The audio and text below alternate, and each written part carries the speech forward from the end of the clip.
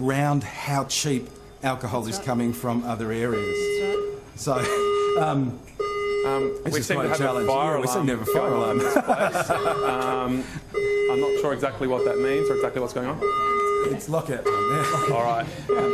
At this stage, we're assuming that it's a test. We're going to keep going. There's a fire alarm somewhere in this massive hotel. We'll keep the conversation going. Interesting to hear you jumping in there, Shaman Stone. You're head of a parliamentary committee looking at alcohol abuse. That's right.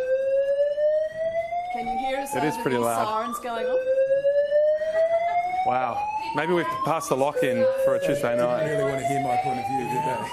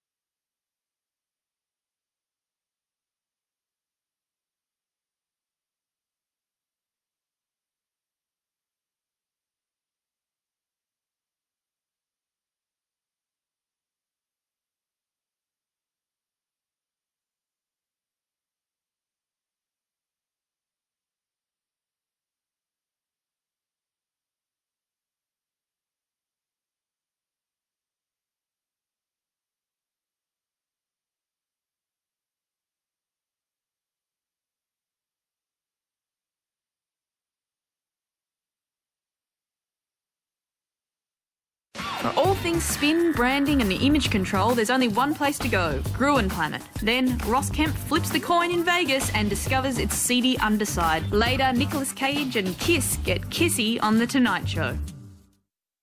Todd, is Tom a liability for the religion, or is it the other way around? Tom is still an asset for Scientology. More importantly, he's not so much an asset because he is a superstar in Hollywood. It's the influence he bears on Hollywood. And so he is a very good channel for them to influence what happens in Hollywood.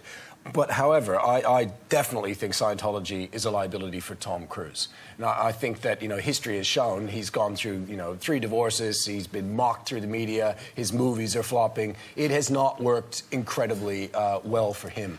And even if he is going to distance himself right now, because they say he's number 2, in Scientology, they will make that distancing, they will put a gap between the Katie and the distancing. Because if they do it now, it looks like he saw the light in his 3rd divorce and realised it was all bullshit. I just love the way in that film he says, "You know what I'm saying?" Yeah. For the top guns of the industry. And we found them. Selfless and caring Australians are joining in droves to be part of the new parking inspector movement. We're getting elderly people back to work. And unlike our current parking inspectors, you'll have an understanding shoulder to cry on.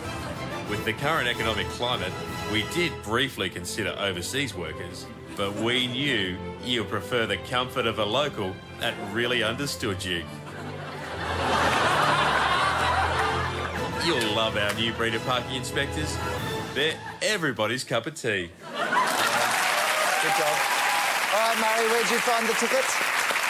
Well, it's a fact that without parking inspectors, we wouldn't have cheap parks. And also, we went out and met a few of these lovely people and we thought, well, they really don't deserve the bad rap. Let's have a look. We're from the street. Yeah. Woo-hoo. Rip-rap, wickety-moo. When you searching around the block, racing against the clock, you can count on me to do the move along. Woo-hoo. Rip-rap, wickety-moo. We do the move along. I'm the girl who plays fair. All everyone has to do is pay that fare. Fair. You want to get a spot? I do. Leave it to my lot. Woo-hoo. Rip-rap, wickety-moo. We do the move along. I'm not a frustrated cop, just a family man trying to avoid the financial chop.